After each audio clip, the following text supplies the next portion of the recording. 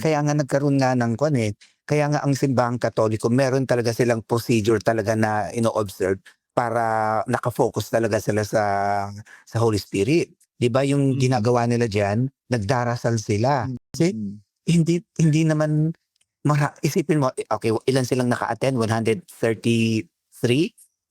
Yung electors pala, yung Yeah. mga pwedeng bumoto. So Yeah. 178 to 170 plus kasi yung umattend kasi. Pero yung boboto lang, 'di ba pinaalis na yung iba sa Sistine Chapel. So yung mga electors lang nga ang naiwan doon. So may kasi may mga tinatawag pwedeng sabihing politics na nakita nila kasi na doon sa general discussion kasi bawat Santo Papa, they are given they are given opportunities to say something about their their views on specific issues ng simbahan.